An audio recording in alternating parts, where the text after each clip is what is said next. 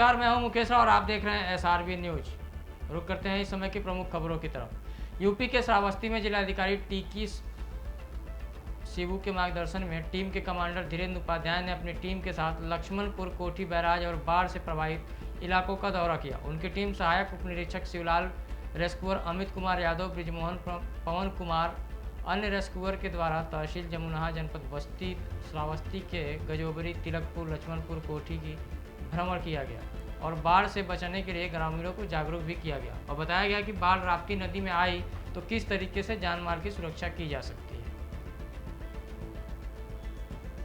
UP के गोंडा में महिला एवं बाल विकास मंत्रालय द्वारा प्रायोजित चाइल्ड लाइन इंडिया फाउंडेशन नई दिल्ली द्वारा आयोजित थारू जनजाति महिला विकास समिति चाइल्ड लाइन कोलैब के द्वारा ग्राम सभा निहालपुर थाना तरफगंज जनपद गोंडा में ओपन हाउस कार्यक्रम किया गया। चाइल्ड लाइन गोंडा के प्रभारी आशीष मिश्रा के निर्देश के क्रम में चाइल्ड लाइन सदस्यों द्वारा बच्चों को कोविड-19 से सुरक्षा के विषय में बताया गया। साथ ही उनकी सुरक्षा को लेकर बच्चों को जागरूक करने के साथ साथ हेल्पलाइन नंबर 112, एम्बुलेंस सेवा 102, 108 और चाइल्ड हेल्पलाइन 1098 और 1090 महिला हेल्पलाइन के बारे में बताया गया। चाइल्ड लाइन द्वारा बताया गया कि कोरोना से अभी सतर्क रहें, समय समय पर साबुन से हाथ धोते रहें, बोलते समय भी मास्क का प्रयोग करें। साथ ही टीम मेंबर राजू चौधरी द्वारा गुड टच और बैड टच के बारे में भी जानकारी दी गई।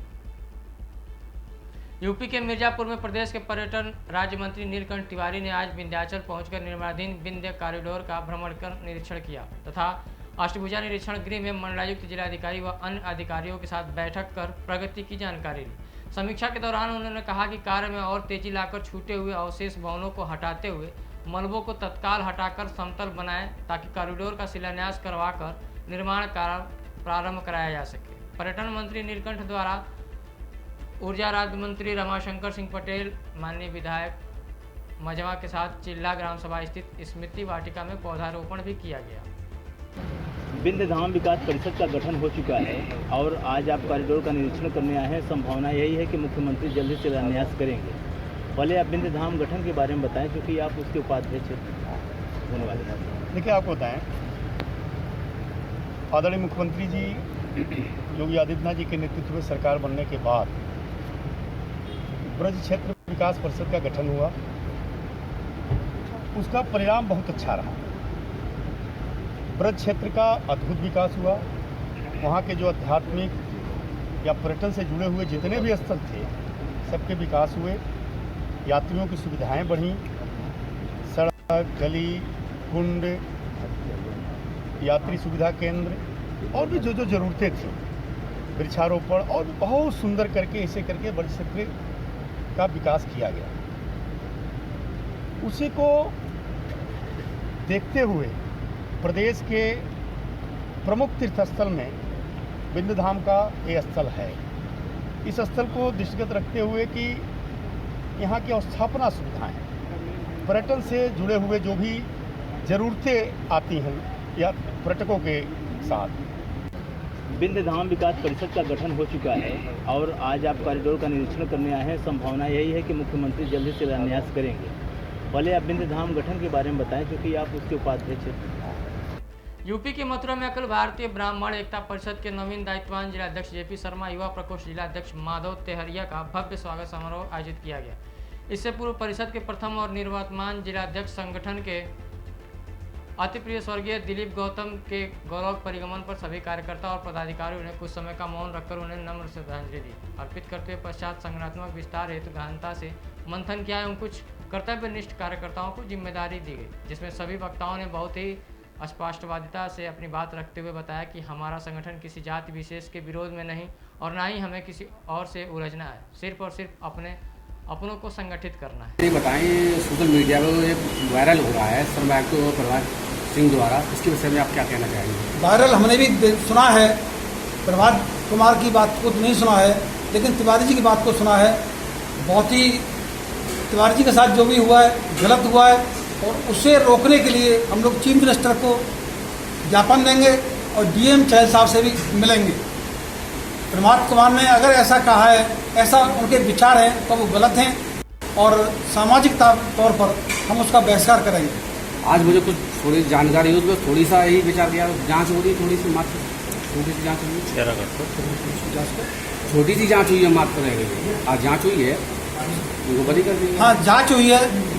सुना है कि चैल साहब उसको रफे दफे करना चाहते हैं, उसको रफे दफे नहीं करना चाहेंगे। अगर करने की कोशिश भी की है तो सबूत हमारे पास हैं और हम उसको ऊपर तक, जिस स्तर तक जाना होगा हम जाएंगे। मैं अधिकतर देख रहा हूँ कि जाँच में निलंबित कर दिया जाता है, उसको बहाल कर दिया जाता है, उसको कैसे क्या करेंगे? वो एक सर्विस कंडक्ट रूल की प्रक्रिया है, वो होगी। लेकिन एक बात कॉन्फिडेंस रिपोर्ट में जो छप जाता है। यूपी के मिर्जापुर में मिर्जापुर थाना कोतवाली कटरा क्षेत्र अंतर्गत पॉपुलर हॉस्पिटल के एनेस्थीसिया विभाग के डॉक्टर शिवेश सिंह तोमर की संदिग्ध परिस्थितियों में मौत का मामला सामने आया। सूचना पर अपर पुलिस अधीक्षक नगर, क्षेत्राधिकारी नगर तथा प्रभारी निरीक्षक कोतवाली कटरा पुलिस बल के साथ मौके पर पहुंच मृतक डॉक्टर के परिजनों को घटना से अवगत कराया तथा घटना स्थल से फॉरेंसिक टीम की मदद से साक्ष्य जुटाने में लगी। एडिशनल एसपी संजय कुमार ने कहा कि डॉक्टर के कमरे में नशे की सुई मिली है और वह नशे के आदी थे। जांच की जा रही है, पीएम रिपोर्ट आने के बाद कोई कार्रवाई की जाएगी। सर बताएं कि आज पॉपुलर हॉस्पिटल जो है इसमें जो घटना हुई है, क्या है पूरा घटना पूरा मामला? आज करीब 9:30 बजे रात में एक सूचना मिलती है कि पॉपुलर हॉस्पिटल ही यहाँ मिर्ज़ापुर में एक डॉक्टर थे, शिवेश कुमार सिंह, जो एनेस्थीसिया के डॉक्टर थे। उनकी अज्ञात कारणों से मृत्यु हो गई है। यहाँ के डॉक्टर साहब ने मुझे फ़ोन किया, तदनुसार मैंने पुलिस को भेजा था और मैं भी मौके पर आया था। तो और पुलिस अधीक्षक महोदय और सीओ साहब भी यहाँ पर आए, इंस्पेक्टर कोतवाली कटरा आए। तो हम लोगों ने प्रथम दृष्टया ऐसा प्रतीत हो रहा है कि जो इंजेक्शन उनके कमरे से मिला है, जो कुछ बॉटल्स मिली हैं, जिससे प्रथम दृष्टया लगता है कि नशे के आदी थे। और डॉक्टरों ने भी यहाँ के बताया, उनकी पत्नी से भी पूछताछ हुई और लोगों से भी पूछताछ हुई, तो ड्रग एडिक्ट होने की बात प्रथम दृष्टया साबित हो रही है। फिर भी जांच का विषय वस्तु है, पोस्टमार्टम के लिए बॉडी भेज जा रही है, जो भी तथ्यात्मक पोस्टमार्टम में रिपोर्ट आए। सर बताएं कि आज पॉपुलर हॉस्पिटल जो है इसमें जो घटना हुई है, क्या है पूरा घटना पूरा मामला? आज करीब 9:30 बजे रात में एक सूचना मिलती है कि पॉपुलर हॉस्पिटल ही यहाँ मिर्ज़ापुर में एक डॉक्टर थे। बिहार के समस्तीपुर पुलिस को एक बड़ी सफलता मिली है। जिले के बिथान पुलिस ने सुदामापुर में गुप्त सूचना के आधार पर छापेमारी कर अवैध राशि एवं भारी मात्रा में गांजा बरामद किया है। हालांकि पुलिस को देखते ही सभी तस्कर मौके से फरार हो गए। रोसड़ा डीएसपी शहरियार अख्तर ने जानकारी देते हुए बताया कि सुदामापुर स्थित अरविंद महतो एवं देवेंद्र महतो अवैध गांजा का व्यापार करते हैं। सूचना मिलते ही पुलिस द्वारा उक्त घर पर छापेमारी की गई। छापेमारी के क्रम में अरविंद महतो एवं देवेंद्र महतो के घर से कुल 35 किलो गांजा बरामद किया गया। साथ ही 39,62,600 रुपये नकद भी बरामद किए गए। डीएसपी ने कहा कि सब इंस्पेक्टर जगनारायण सिंह, उत्पादन विभाग के अवर निरीक्षक कपिल देव कुमार के नेतृत्व में गांजा, नकद रुपए, 2 मोबाइल जब्त किया गया। फिलहाल जब्त किए गए रुपए के बारे में अभी तक सही जानकारी नहीं मिल पाई है कि ये रुपए कहां से हैं और किसके हैं। पुलिस फिलहाल आरोपी की तलाश कर रही है। 4/7/2021 को सूचना हम लोग को मिली कि एक सुदामापुर गांव है, बिथान थाना अंतर्गत, वहाँ पे अरविंद महतो है, वो गांजा का कारोबार करता है और खगड़िया से भी एक कांड में, गांजा के कांड में फिरार है। और हम लोग बिथान थाने की तरफ से, हमारे तरफ से भी कई बार सूचना प्राप्त होने पर घर पे छापेमारी की गई, लेकिन कभी इस तरह का चीज़ मिला नहीं। तो कल सूचना थी कि एक ट्रक पूरा जो है वो माल गांजा जो है वहाँ पे घर पे है। तो उसी यूपी के मथुरा में भारतीय किसान यूनियन भानु गुट के कार्यकर्ताओं द्वारा सोमवार से बलदेव राया रोड स्थित खानपुर चौराहे पर अनिश्चितकालीन धरना शुरू कर दिया गया। 22 सूत्री मांगों को लेकर धरना प्रदर्शन किया जा रहा है। धरने पर प्रदेश महासचिव रामवीर सिंह तोमर ने कहा कि प्रशासन किसानों की किसी भी समस्या को लेकर गंभीर नहीं है, इसलिए बाकियों का धरना तब तक जारी रहेगा जब तक प्रशासन किसानों की सभी मांगों को धरना स्तर पर ही नहीं पूरी करता। उन्होंने आगे कहा कि किसानों को कम से कम 20 घंटे विद्युत आपूर्ति की जाए, जर्जर सड़कों को बनाया जाए। इस बार भारतीय किसान यूनियन भानु आर पार की लड़ाई लड़ेगी और धरना तब तक समाप्त नहीं होगा जब तक कि किसानों की समस्याओं का आपका अनिश्चितकालीन धरना प्रदर्शन शुरू हुआ है, तो क्या कहेंगे इसके बारे में और कितनी सूत्रीय मांगों को लेकर यह धरना प्रदर्शन है? हमारी ये 22 सूत्री मांगें हैं। कुछ क्षेत्र की समस्या हैं, कुछ पूरे देश की समस्या हैं। सारी समस्याओं को लेकर के ये बिल जो आए हैं इनको लेकर के, और किसानों की जो सिंचाई की समस्या है, बिजली की समस्या है, सड़क की समस्या है, स्वास्थ्य केंद्र की समस्या है, शिक्षा की समस्या है और आपकी ये जो सप्लाई की समस्या है, इतनी सारी समस्या हैं कि आपने देखा होगा ज्ञापन के माध्यम से जो हमने जो लिखा है 21-22 सूत्री जो मांगे हैं हमारी, ये झूठे वायदे कर करके लोगों को लुभा करके समय निकालते रहे हैं। 5 साल में उन्होंने कोई काम करके दिया नहीं है। किसान आज तक इतना परेशान है कि ना तो खेती के लिए पानी है, ना पीने के लिए पानी है, ना स्वास्थ्य विभाग की कोई भी टीम कहीं पे भी जाती है, केवल पेपरबाजी हो रही है। पेपरबाजी से कोई काम चलने वाला नहीं है। जब तक पटल पे कोई काम नहीं चल। यूपी के चंदौली में पैसा न देने पर हॉस्पिटल संचालक द्वारा मरीज व उसके परिजनों को बंधक बनाने का मामला सामने आया। दरअसल दवाई की जगह गलती से हार्पिक पीने से युवक की हालत बिगड़ गई, जिसके बाद परिजनों ने आनन फानन में युवक को प्रतीक्षा हॉस्पिटल में भर्ती कराया, जहां मरीज की पत्नी ने काउंटर पर इलाज के लिए 50,000 एडवांस जमा किए। दूसरे दिन मरीज को डिस्चार्ज करने के लिए डॉक्टर के पास पहुंची तो पत्नी को 1,80,000 का बिल पकड़ा दिया गया। मरीज की पत्नी ने पैसा देने में असमर्थता जताया तो डॉक्टर ने मरीज सहित परिजनों को बंधक बना लिया। मरीज की पत्नी पूजा जायसवाल ने जिलाधिकारी से हॉस्पिटल संचालक के खिलाफ क्या नाम है आपका? रोहित कुमार जायसवाल। और तेज थोड़ा। रोहित कुमार जायसवाल। क्या मैटर है आपका? मैटर है सर की 1 तारीख को शाम 4 बजे कलम से तो 3 दिन पहले मैं गिलास में हार्पिक रखा था बाथरूम साफ़ करने के लिए, लेकिन मेरे दिमाग से उतर गया था और मैं 1 तारीख को जब घर आया, मैं अपनी पत्नी के डर के मारे थोड़ा सा वाइन लेने का शौकीन था। गिलास के मारे जल्दी से हम सोचे कि उसी गिलास में हार्पिक का ध्यान नहीं आया और दोनों को मिक्स करके पी लिया।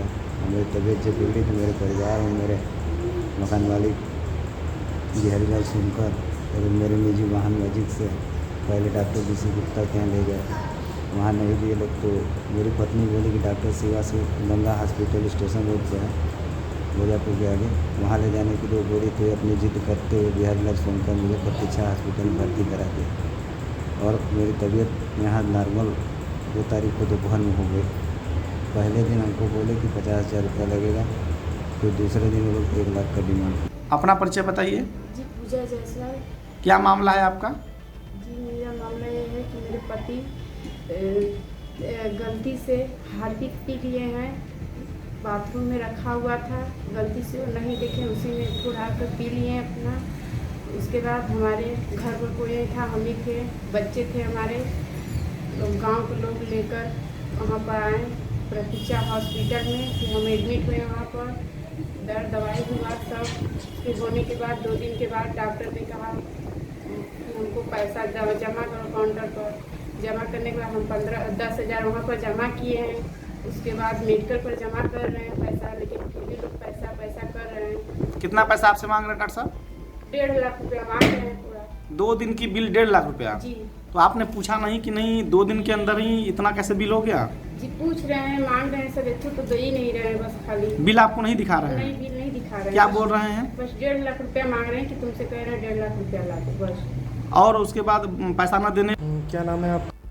यूपी के आजमगढ़ में 2 दिन पूर्व थाना दीदारगंज क्षेत्र में अगवा किए गए कैथोली गांव के प्रधानपति हौसला राजभर आज बोरे में बंधे पड़े मिले। उन्हें बदमाशों ने उसी मंदिर के पीछे फेंक दिया जहां से अगवा किया था। ग्रामीणों ने बोरे में हरकत देख उसे खोला तो चोटिल प्रधानपति को गंभीर हालत में देख अस्पताल लेकर भागे। सनसनीखेज मामले में पुलिस अब बयान लेने अस्पताल में पहुंची है। ग्रामीणों में घटना को लेकर आक्रोश बरकरार है। पुलिस फिलहाल अपहरण पर बरामदगी मामले की तफ्तीश और तलाश में जुटी है। बताया गया कि प्रधानपति हौसला प्रसाद राजभर रोज की तरह शनिवार की रात पूजा करने गए थे। वहां छिपे बाइक सवार बदमाशों ने उन्हें दबोच लिया और बाइक पर बैठाकर फरार हो गए। उनके बहुत देर तक घर नहीं लौटने पर स्वजन मंदिर पर गए तो उन्हें न पाकर परेशान होते और डायल 112 फ़ोन किया।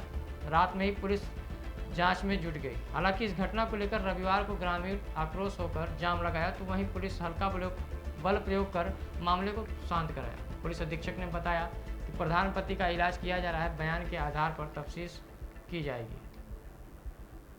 एक अपहरण की रिपोर्ट थाना दीदारगंज क्षेत्र में लिखाई गई थी और आरोप उन्हीं गांव के कुछ लोगों पर लगाया गया था कि उनके द्वारा उनका अपहरण कर लिया गया। इस पर तत्काल मुकदमा पंजीकृत किया गया। लोग जो थाने की पुलिस है वो एक्टिवेट हुई और आज प्रधान उसी गांव में सुबह सुबह मिला है गांव के बाहर और बताया गया कि उसे जो लेके गए थे वो छोड़कर चले गए। प्रधान का जो अपराध व्यक्ति है उसका इलाज गांव चल रहा है हॉस्पिटल में, और बयान दर्ज कराए जाएंगे। जो भी बात सामने आएगी उसके अनुसार कार्रवाई की जाएगी। क्या स्थिति है सर? ठीक है, स्थिति ठीक है और प्रधान की बिल्कुल स्थिति ठीक है। मौके पर तनावपूर्ण माहौल। तो फिलहाल इस बुलेटिन में अभी तक के लिए इतना ही। मुझे दीजिए इजाज़त। नमस्कार।